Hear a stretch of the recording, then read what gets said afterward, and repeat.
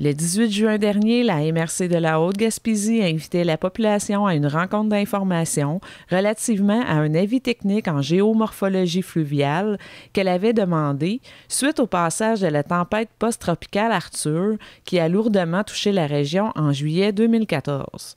Près d'une cinquantaine de personnes, parmi lesquelles figuraient des élus municipaux, des représentants du ministère de l'Environnement et de la Sécurité publique, des représentants d'organismes et des citoyens, ont assisté à la présentation donnée par le géomorphologue fluvial, M. Taylor Olson.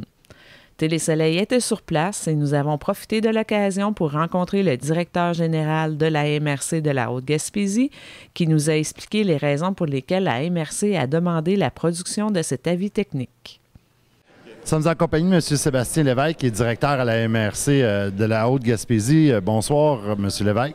Bonsoir.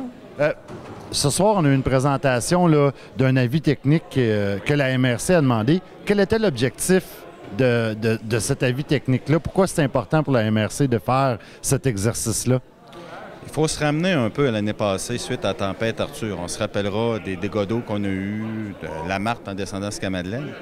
Et on nous a demandé, pour la compétence de la MRC, d'agir au niveau des cours d'eau. Qu'est-ce que vous pouvez faire à ce niveau-là? Vous avouerez que la compétence technique entourant la gestion des cours d'eau, c'est très complexe. On parle de la partie de la faune, on parle de la partie nautique, l'environnement, la faune, le ministère des Ressources naturelles. Il y a des joueurs en masse autour de ça, puis les affaires municipales aussi. Fait qu'on a essayé de voir, nous autres, comment ça marche, la partie cours d'eau, les cônes alluviaux. Pourquoi c'est arrivé? Ça peut-tu se reproduire? C'est-tu juste à cause du réchauffement climatique? Mais en faisant la vie technique, en tout cas, je pense que tu l'as vu tout à l'heure avec Taylor, comment est-ce qu'il, lui, l'a expliqué? C'est la géographie de nos villages, géographie, en fin de compte, où est-ce qu'on peut habiter le territoire, qui font qu'on a dû faire ce genre d'avis technique-là pour démystifier un peu qu'est-ce qu'on va faire dans l'avenir.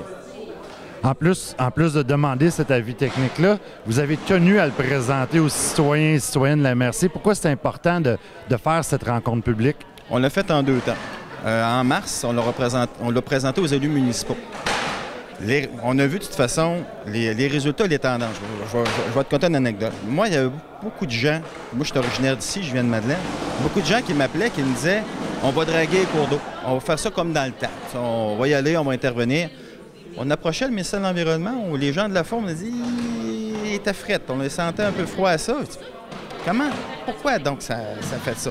Avec la vie technique, on a compris des choses que on ne peut pas faire ce qu'on veut avec les cours d'eau. Puis ce qui se faisait en dedans des années 60, bien, c'est peut-être plus de troubles dans le temps que ça n'aurait de l'être sur le coup. Puis avant les années 60, curieusement, on peut se remarquer, on regarde les photos, les cours d'eau reprennent leur place. Il s'est passé de quoi, là? Il y a de quoi d'important là.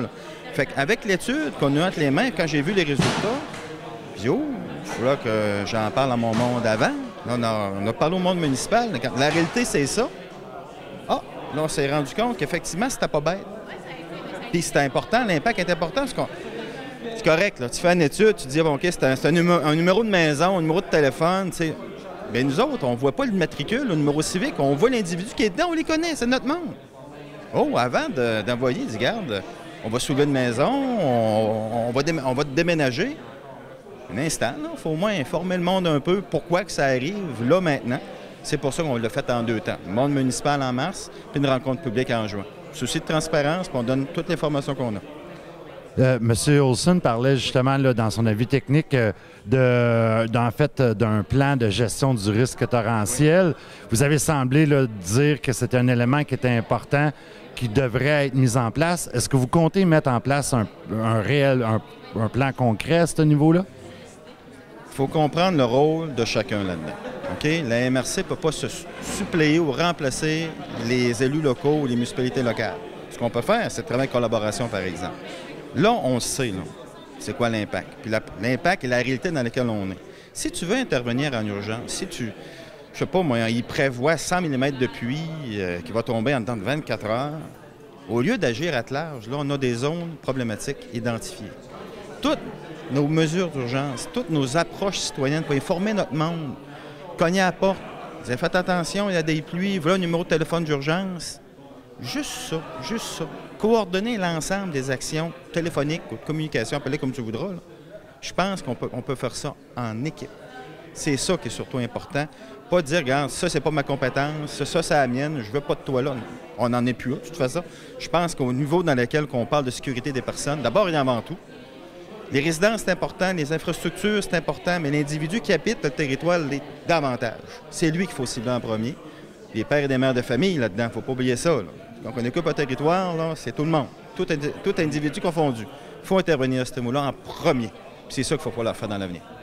Quelle est la leçon que la MRC ou même les municipalités ont retenue là, suite à l'épisode d'Arthur? J'imagine il y a eu plusieurs rencontres ensuite de ça. Quelle est la leçon qu'on retient de ce passage-là, de cet épisode-là? Je vais parler pour moi. OK, je vais parler pour moi. Moi, je me suis rendu compte qu'on vit sur un territoire qui n'est pas facile. OK, oui, c'est correct. Là, on entend parler de toutes sortes de choses, d'économie, d'austérité, de choses comme ça.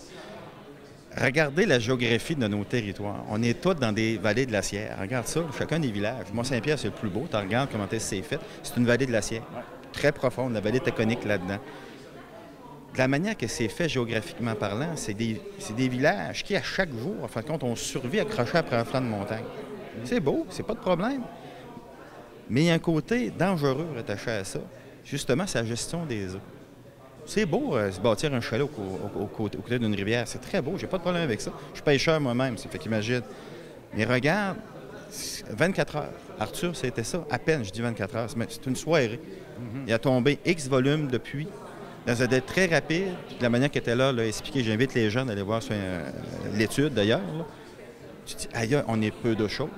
C'est un territoire qui a son caractère typiquement gaspésien. Il peut être colérique, puis il déplace des montagnes. On l'a vu là. On l'a vu là. Chanceux qu'il n'y a pas eu de perte de vie humaine. Il y a eu des drames, oui, mais il n'y a pas eu de perte de vie.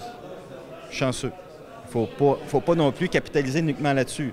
Prendre des mesures de prévention nécessaires pour éviter le pire. Encore une fois, essayer de prévoir le pire, prévoir l'avenir. Je ne suis pas Marlin l'Enchanteur, mais au moins avoir identifié des zones à risque, je pense qu'on va faire un bon bout là-dessus. Nous avons également eu l'opportunité de nous entretenir avec M. Taylor Olson, qui a rédigé l'avis technique pour la MRC et qui en a fait la présentation devant les personnes présentes. M. Olson nous explique les objectifs de l'avis technique qui repose sur des études de cas de 5 cours d'eau de la MRC et de l'impact de la tempête post-tropicale Arthur sur ces derniers. Nous sommes en compagnie de M. Tyler Olson, qui est géographe, qui a travaillé là, un avis technique en géomorphologie fluviale suite aux incidents là, du passage de la tempête post-tropicale Arthur. Bonjour, M. Olson. Bonjour, merci. Ce soir, vous présentiez là, un avis technique que vous avez réalisé. Quel était l'objectif de cet avis technique-là? C'est que dans le fond, suite à la tempête post-tropicale Arthur, il y a eu beaucoup de dégâts dans les rivières, beaucoup de transport de sédiments, beaucoup d'érosion. Et il y avait beaucoup de travaux qui étaient proposés pour rétablir la situation, pour amener les choses telles qu'elles étaient avant la tempête. Et ça arrivait à peut-être un 3 km linéaire de rivière. Donc c'est beaucoup d'aménagement, c'est très coûteux. Puis ça demande beaucoup d'autorisation au niveau de l'environnement. Moi, mon objectif, c'est de vraiment cibler les interventions dans les zones prioritaires et de proposer des aménagements durables aussi. Donc, faire une intervention une fois qui aurait des impacts positifs et non créerait des problèmes qui pourraient se répercuter, mais plus tard dans le temps. Exactement. Quand Arthur est arrivé, ceux qui sont en première ligne, c'est souvent les municipalités, ils font des interventions d'urgence. Souvent, c'est le dragage qui est mis, que les gens souhaitent, les résidents, les riverains souhaitent avoir, et les municipalités aussi ont l'équipement pour le faire. C'est souvent la première solution qui est privilégiée. Est-ce que le dragage d'une rivière comme celle de Gros-Morne, qui a causé certains problèmes, est-ce que le dragage est une solution qui s'avère efficace? Le dragage peut être efficace dans certaines situations. Dans le cas de la rivière Gros-Morne, étant donné que c'est une rivière qu'on appelle divagante, qui transporte beaucoup de sédiments, des sédiments grossiers, il y a beaucoup d'accumulation. Les dragages, leur effet, c'est souvent de très courte durée. Ça a souvent des conséquences négatives qu'on n'anticipe pas. OK. Justement, on est pratiquement là, jour pour jour, un an après le passage d'Arthur. la population réclame des interventions dans la rivière Gros-Morne. Oui. Ce soir, vous nous avez appris que, oui, il y a du travail qui se fait à ce niveau-là. Il y a des études. Qu'est-ce qui pourrait être fait à court terme avec la zone de la rivière Gros-Morne qui a été plus touchée? Bien, c'est certain que le pont qui était présent sur la rivière Gros-Morne a été construit dans une époque où les normes étaient très différentes d'aujourd'hui. Donc, c'est un pont qui était sous-dimensionné. Moi, je suis confiant que, dans le fond, le MTQ, avec leurs nouvelles normes de dimensionnement, vont arriver avec une proposition d'aménagement qui va faciliter le transit de sédiments. C'est un peu le problème qu'on a rencontré. Le pont a été incapable d'évacuer l'eau, les sédiments et le bois. Donc déjà, d'avoir une infrastructure plus moderne, ça va aider la situation. Vous avez également parlé là, un peu des préventions, là, des risques torrentiels. Vous avez mis certains éléments qui pourraient se retrouver dans un éventuellement plan de prévention à ce niveau-là. Quels seraient les éléments qu'on pourrait retrouver dans un plan de prévention de risques torrentiels? Mais la première chose, puis c'est vraiment le facteur le plus important, c'est d'identifier le risque. Donc, il faut commencer par une cartographie des cônes qui sont soit habités ou qui sont possiblement habitables, donc les cônes qui sont zonés blancs. Donc, il faut que les gens qui habitent, qui sont intéressés d'habiter ces zones-là, soient au courant du risque, minimalement. Deuxièmement, il faut que les gens qui soient déjà présents sur les cônes soient conscients d'un risque imminent lors des précipitations importantes. Donc, les zones connues à risque, il faut que les gens soient informés d'une possibilité de débordement ou d'un risque torrentiel. Vous parliez qu'avant, les rivières étaient étudiées sous un angle plus... je me rappelle plus du terme que vous utilisez. Dans le fond, c'était fonctionnel. On les aménageait aux besoins selon l'activité qu'on occupait. Et maintenant, quand on regarde, vous présentez des cartes avec une géomorphologie fluviale, ça donne une meilleure idée de comment aménager, comment on peut utiliser. Est-ce que c'est possible de cohabiter avec les rivières facilement? Oui, puis on l'a abordé la question avec les cônes. La meilleure façon de cohabiter avec la rivière, c'est de bien la connaître, de connaître les zones à risque et de s'éloigner finalement des zones qui posent un risque trop important, surtout pour la sécurité des gens et aussi également pour la sécurité des infrastructures. Donc suffisamment loin pour pas avoir de problème. Bien, je vous remercie beaucoup, M. Olson, et c'était une rencontre fort éducative et fort intéressante. Bien, merci à vous. L'avis technique sur la géomorphologie fluviale et l'aménagement des rivières de la MRC de la Haute-Gaspésie est disponible sur le site de la MRC au www.hautgaspésie.com.